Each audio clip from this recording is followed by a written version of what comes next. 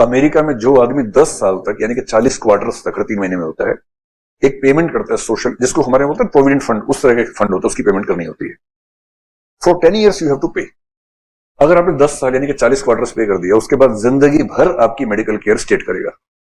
Otherwise in America medical care is such a difficult thing, you can not survive in America, क्योंकि वहां health को manage करना बड़ा मुश्किल है, इतना मुश्किल है। मतलब मैं अभी रिसेंटली गया तो मैंने कई लोगों से बात की, तो एक आदमी बोला, एक लड़की थी, वो रिसर्चर थी, पोस्ट डॉक कर रही थी मिशिगन यूनिवर्सिटी में, उसने बताया कि मेरे दांत में दर्द हुआ, तो मैंने डॉक्टर की अपॉइंटमेंट ली, 3 महीने बाद की मिली।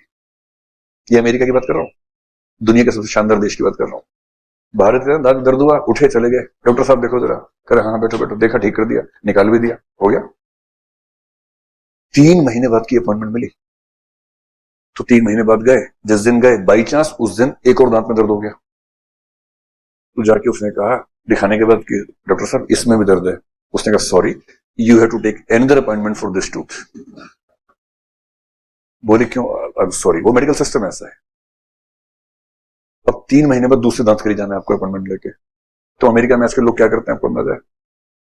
दे fly to Mexico, get the treatment and come back, ये सस्ता पड़ता है उन्हें। तो हर सोसाइटी की दिक्कत है, but if you have paid the amount for 10 years consecutively, then everything will be taken care of by the society, by the state. In UK आपको चवन्ने भी नहीं देनी है, एनएचएस है, नेशनल हेल्थ स्कीम है। If you are a British citizen, आपके पैदा होने के समय से मरने के समय तक सारी health facilities free of cost state देता है आपको।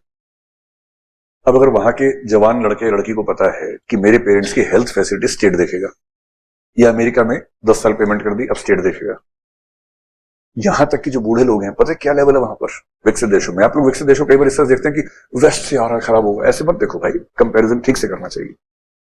हालत ये है कि अगर 80 साल का आदमी अकेला रहता है ना, वहां स्टेट के कम से कम 2-3 डिपार्टमेंट्स लगभग हर वीक जाके उसका हेल्थ का स्टेटस देखते हैं। साइकोलॉजिस्ट जाता है देखने के लिए कि आप ठीक है कि नहीं है। जो जीपी है, जनरल प्रैक्टिशनर बोलते हैं इंग्लैंड में, उसकी रिस्पॉन्सिबिलिटी है, उस एरिया का जो हेड है डॉक्टर, उसकी रिस्पॉन्सिबिलिटी चेक करना है कि वो इंसान ठीक है कि नहीं है। डॉक्टर को नहीं, मतलब पेशेंट को नहीं जाना है, डॉक्टर को जाना है उसके घर पर देखना। हर एक घर पर एक सिस्टम लगा हुआ है, एक बस वो बटन दबाने की देर है, खटाक से पुलिस डॉक्टर सब पहुंच जाते हैं, वो सारा ध्यान रखते हैं आपका। उसके बाद अगर 1 साल भी रहना पड़ गया हॉस्पिटल में, 1 साल तक सरकार रखेगी, पैसा खर्च नहीं होगा। और वहां का हॉस्पिटल सरकारी टाइप का नहीं होता है, मतलब बहुत सुविधाओं के साथ होता है। When almost all the care is being provided by the state, and this happens primarily in the East European countries. आप हंगरी में जाके देखें, या ये जो चेक है, स्लोवाकिया है, या ऑस्ट्रिया है, इन सब में अगर देखेंगे, इन सब में हेल्थ फ्री है almost, and at very good level. हाँ, प्राइवेट आदमी के लिए बड़ी तबाही है वहां पर। अगर आपने सोचा कि मैं दांत दिखा दूं, अगर आपको बहुत एग्जाम्पल्स में रुचि हो ना, कोविड का एग्जाम्पल देखिए अमेरिका क्या है। एग्जाम्पल पर्सनली देना ठीक नहीं, पर मैं हल्का सबको हिंट कर रहा हूं। One of my brothers who lives there, cousin brother, उसने अमेरिका में शिफ्ट किया। अब उसका लक सोचिए, मेरे बराबर का एकदम है, प्रोफेसर है वहां। शिफ्ट करते ही बाई चांस कोविड हो गया उसको, सेकेंड वेव, जो खतरनाक वेव थी, तब कोविड हो गया। अभी शिफ्ट किया ही था, मेडिकल इंश्योरेंस ले नहीं पाया था। वहां मेडिकल इंश्योरेंस के बिना जिंदा नहीं रह सकते। He could not take the medical insurance, उससे पहले कोविड हो गया उसको। तो लगा ठीक हो जाएंगे, 3-4 दिन बाद लगा कि नहीं बचेंगे, तो इमरजेंसी में डायल किया हॉस्पिटल, वो खटाक से आए, लेके चले गए। ये अच्छी बात है, हिसाब हिसाब बाद में कर लेंगे, अभी अब चलो पहले बचाते हैं आपको। 15-20 दिन रहा, कुछ आईसीयू में भी रहा, बट फाइनली ही रिकवर्ड। और उसके बाद उसने पूछा कि मेरे पास मेडिकल इंश्योरेंस तो नहीं है। बोले then you will have to पे।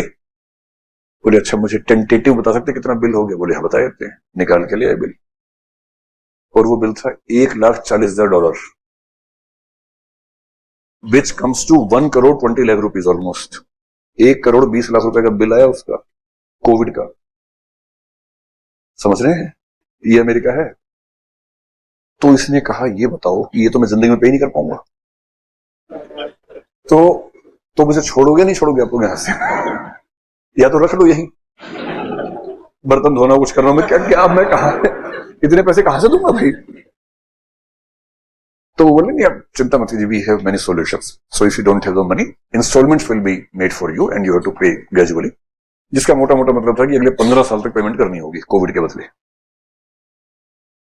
अब वो बेचारा डिप्रेशन के नजदीक पहुंच गया कि ये क्या तबाही हो गई यार, अभी तो आया ही था और उधार चढ़ गई 1.25 करोड़ रुपए की। अब लेकिन भला हो जो बाइडेन का, उसी समय बने थे प्रेसिडेंट अमेरिका के, कोविड सेकंड वेव से कुछ पहले बने थे। इतने में एक स्कीम आ गई, और स्कीम ये आ गई कि any patient, any American who does not have the medical insurance and if he gets Covid and gets admitted to the hospital, all the bills will be paid by the federal government. जान बच गई, सारा bill सरकार ने पे कर दिया, और फायदे में रहा। साथ में क्या था, if you have medical insurance than half of the payment will be done by the insurance company, half by the government. और इंश्योरेंस कंपनी थोड़ा घपला करती है तो थोड़ा सा खुद पे करना पड़ जाता है, 10% के आसपास खुद पे करना पड़ता है। पर इस स्कीम में क्या था, सारा सरकार पे करेगी, वो भी नहीं हुआ, मुफ्त में ठीक हो गया। भारत में सारे मुफ्त में ठीक हो रहे हैं तो उसकी वैल्यू नहीं समझ में आती है हमें।